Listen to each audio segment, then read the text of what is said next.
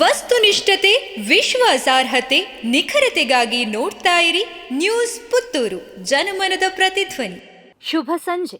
ನಾನು ಶ್ರೀಮಾ. ಇಂದಿನ ಮುಖ್ಯಾಂಶಗಳು: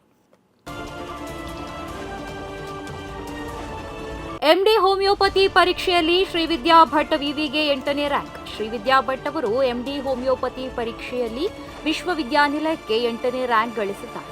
ರಾಜೀವ್ ಗಾಂಧಿ ಆರೋಗ್ಯ ವಿಶ್ವವಿದ್ಯಾಲಯದಲ್ಲಿ ನಡೆದ ಆರ್ಗನನ್ ಆಫ್ ಮೆಡಿಸಿನ್ ಮತ್ತು ಹೋಮಿಯೋಪತಿ ಫಿಲಾಸಫಿ ವಿಷಯದ ಎಂಡಿ ಹೋಮಿಯೋಪತಿ ಪರೀಕ್ಷೆಯಲ್ಲಿ ವಿಶ್ವವಿದ್ಯಾನಿಲಯಕ್ಕೆ 8ನೇ ರ್ಯಾಂಕ್ ಅನ್ನು ಗಳಿಸಿದ್ದಾರೆ.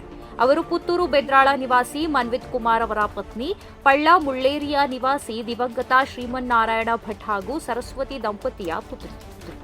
ಸಂಟ್ಯಾರ್ ಜಂಕ್ಷನ್ ಬಳಿ ಸರಣಿ ಅಪಘಾತ, ಅದೃಷ್ಟವಶಾತ್ ಪ್ರಾಣಾಪಾಯದಿಂದ ಪಾರು. ಸಂಟ್ಯಾರ್ ಜಂಕ್ಷನ್ನಲ್ಲಿ ಕೆಎಸ್ಆರ್ಟಿಸಿ ಬಸ್, ಮಾರುತಿ ಕಾರು ಹಾಗೂ 2 ದ್ವಿಚಕ್ರ ವಾಹನಗಳ ನಡುವೆ ಸರಣಿ ಅಪಘಾತ ನಡೆದಿದೆ. ಪುತ್ತೂರಿನಿಂದ ಸುಳ್ಯ ಕಡೆಗೆ ತೆರಳುತ್ತಿದ್ದ ಕೆಎಸ್ಆರ್ಟಿಸಿ ಬಸ್ ಸಂಟ್ಯಾರ್ ಜಂಕ್ಷನ್ನಲ್ಲಿ ರಸ್ತೆ ಬದಿ ನಿಲ್ಲಿಸಿ ಪ್ರಯಾಣಿಕರನ್ನ ಹತ್ತಿಸುತ್ತಿದ್ದ ವೇಳೆ ಪಾಣಾಜೆ ಕಡೆಯಿಂದ ಬಂದ ಮಾರುತಿ ಎದುರಿನಿಂದ ಬಂದ ಸುಜುಕಿ ಎಕ್ಸೆಸ್ ಡಿಕ್ಕಿ ಹೊಡೆದು ಎದುರಿನಿಂದ ಬಂದ ಬಜಾಜ್ ಪಲ್ಸರ್ ಬೈಕ್ ಹಾಗೂ ಕೆಎಸ್ಆರ್ಟಿಸಿ ಬಸ್ಗೆ ಡಿಕ್ಕಿ ಹೊಡೆದಿದೆ. ಅಪಘಾತದಿಂದ ಸುಜುಕಿ ಆಕ್ಸೆಸ್ ಪಲ್ಸರ್ ಬೈಕ್ ಹಾಗೂ ಮಾರುತಿ 800 ಜಖಂಗೊಂಡಿದ್ದು, ಅಪಘಾತದಿಂದ ಯಾವುದೇ ಗಾಯಗಳಾಗಿಲ್ಲ ಎಂದು ತಿಳಿದು ಬಂದಿದೆ. ವಿವೇಕಾನಂದ ಕಾಲೇಜಿನ ವಿಚಾರಗೋಷ್ಠಿಯಲ್ಲಿ ಕಾರಂತರು ಶಿಸ್ತು, ಸಮಯ ಪ್ರಜ್ಞೆಗೆ ಹೆಸರುವಾಸಿ ಎಂದು ಹೇಳಿದ ಕೋಟಾ ಶ್ರೀನಿವಾಸ ಪೂಜಾರಿ.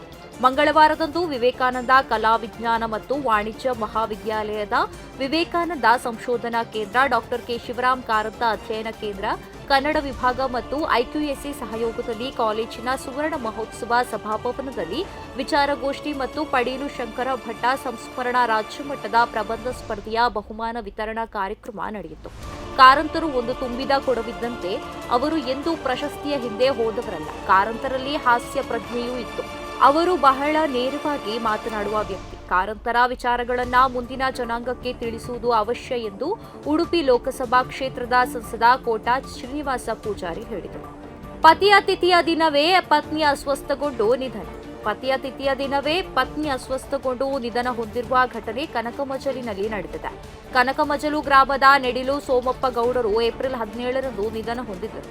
11ನೇ ದಿನದ ಕಾರ್ಯಕ್ರಮ ಏಪ್ರಿಲ್ 28ರಂದು ನಡೆಯುತ್ತಿದ್ದು, ಕಾರ್ಯಕ್ರಮ ನಡೆಯುತ್ತಿರುವಾಗಲೇ ಮಧ್ಯಾಹ್ನದ ವೇಳೆ ಪತ್ನಿ ಸುಬ್ಬಕ್ಕೆ ಅಸ್ವಸ್ಥಗೊಂಡು ಕುಸಿದು ಬಿದ್ದಿದ್ದಾರೆ. ಕೂಡಲೇ ಸುಳ್ಯ ಆಸ್ಪತ್ರೆಗೆ ಕರೆತಂದರೂ ಆ ವೇಳೆಗಾಗಲೇ ಅವರು ಮೃತಪಟ್ಟಿದ್ದರು ಎನ್ನಲಾಗಿದೆ.